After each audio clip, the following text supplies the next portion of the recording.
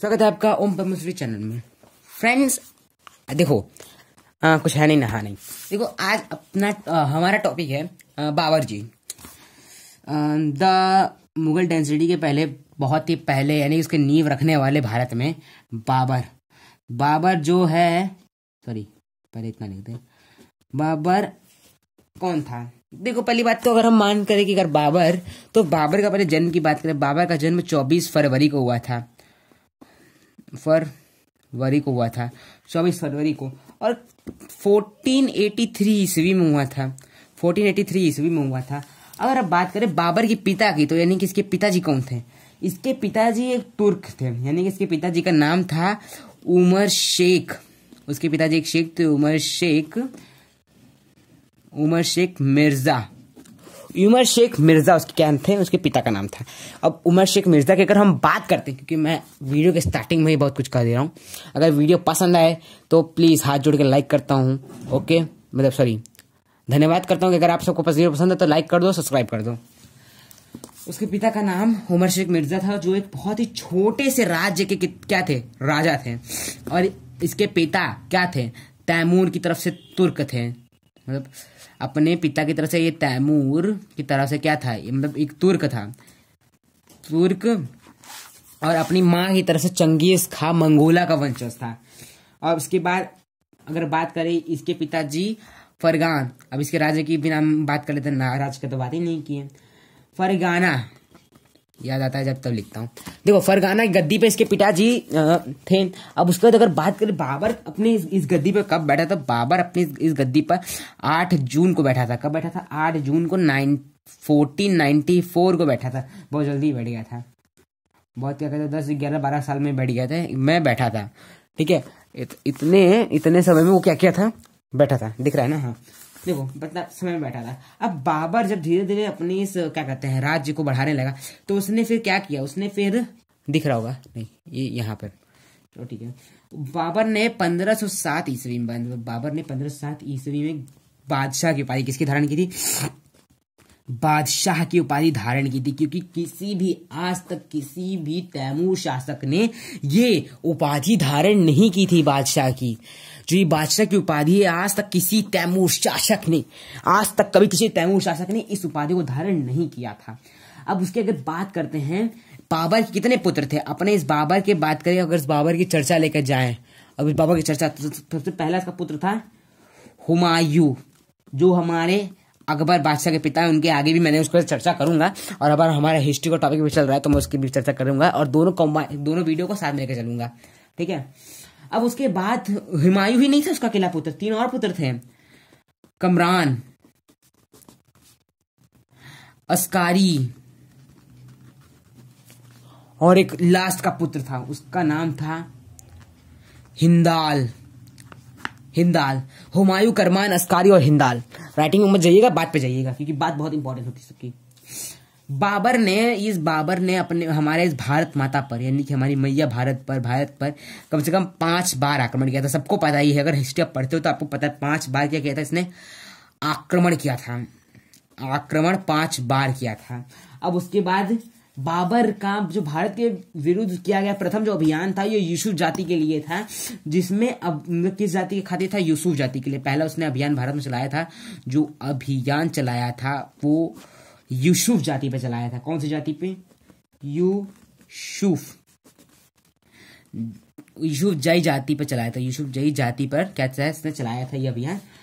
और इस अभियान में बाबर ने बाजुरों के भेड़ा, मतलब क्या कहते हैं, बाबर ने बाजुरों से भरा एक अपना अधिकार, मतलब बाजुरों पर, यानी कि जो खेत होती है बाजुरों पे, उस पर क्या कर लेता है इसने अभियान अपना, मतलब उस पर अपना कह सकते हैं, इस पर अपना हुकूमत ली, मतलब उसको अपने मुट्ठी में ले लिया था, उसको अपने अधिकार में ले लिया था।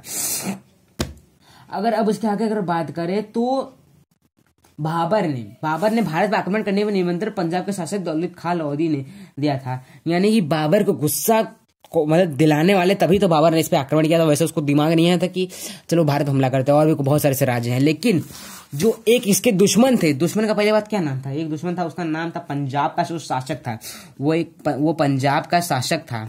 कौन था, पंजाब का शासक था। और वो कौन था, पंजाब के शासक दौलत खां लोधी। वो कौन था? दौलत खां लोधी था, दौलत खां लोधी, और भी बहुत कुछ, और भी बहुत लोग थे लोधी। और एक और आदमी था, उसका नाम था, मेवाड़ का शासक जो था, मेवाड़ का शासक राणा सांगा, महाराणा प्रताप नहीं, वो महाराणा प्रताप अलग थे, राणा सांगा अलग है। राणा सांगा के मरने के बाद महाराणा प्रताप आते हैं, बहुत समय बाद, अकबर के समय में आते हैं वो, लेकिन अभी नहीं। देखो, ये पंजाब का शासक जो दौलत खां लोधी था, और ये राणा सांगा जो मेवाड़ का शासक था, और मतलब इन दोनों ने मतलब बाबर को युद्ध के लिए ललकारा। पानीपत का प्रथम युद्ध हुआ। कौन सी चीज का युद्ध हुआ सबको पता है? पानीपत का युद्ध हुआ। और पानीपत का युद्ध क्या था? 21 अप्रैल को हुआ था। कब? 1526 ईस्वी में हुआ था। किसने? राणा सांगा ने और बाबर के बीच में हुआ था। जिसने क्या, कौन जीत गया था? राणा सांगा और बाबर के बीच में, तो उसमें बाबर जीत गया था, बाबर जीत गया था। और एक दूसरा खानवा का युद्ध हुआ था, खानवा का युद्ध, जिसमें राणा सांगा फिर बाबर हुआ, जिसमें फिर बाबर विजयी हुआ, जिसमें ये लड़ा गया था ठीक एक साल बाद, 7 मार्च को लड़ा गया था, 7 मार्च को लड़ा गया था।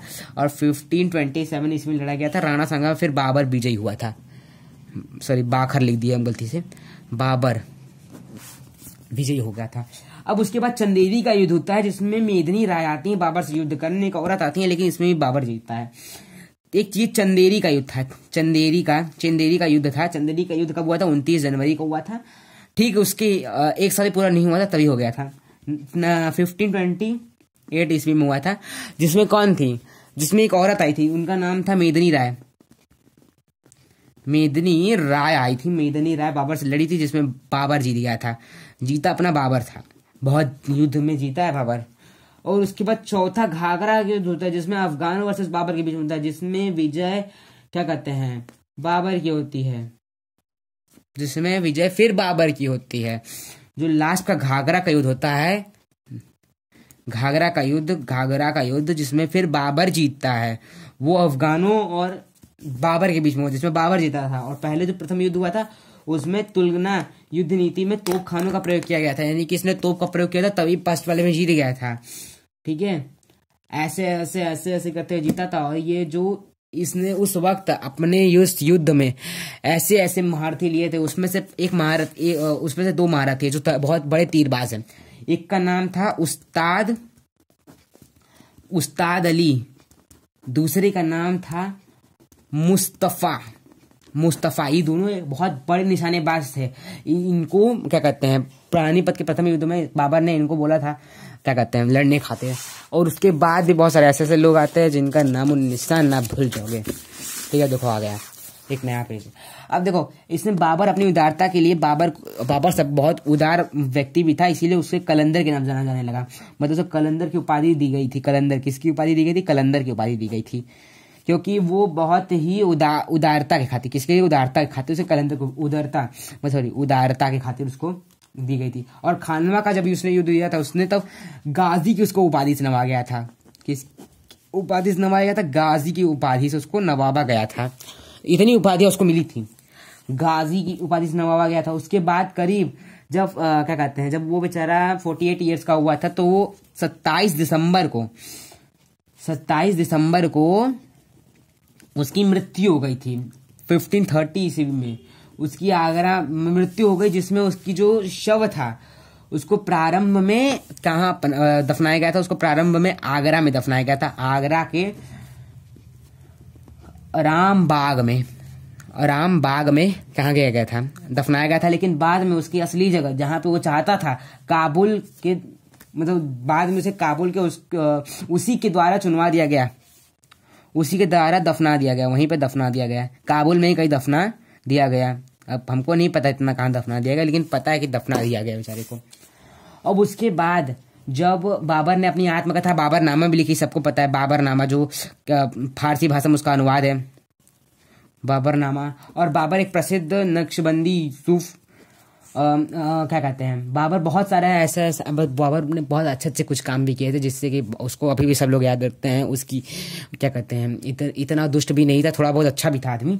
और उसके बाद उसका जो अगला हकदार था, देखो अगला हकदार का नाम आता, तो अगला हकदार यानी उत्तराधिकारी हुमायूं उसका बड़ा पुत्र था। अब हुमायूं की बात है तो जो उसने बंटवारा कर दिया था उस वक्त, जो बंटवारा हुआ था बाबर ने किया था अपने पुत्रों में बराबर का, जैसे कि वहाँ लड़ाई झगड़ा ना है, ये बाबर हुमायूं के लिए बहुत महंगा पड़ गया था। अब हुमायूं को हम अगले चैप्टर पढ़ेंगे, तो इसलिए bye and good luck, best of luck, see you again next later, please bye.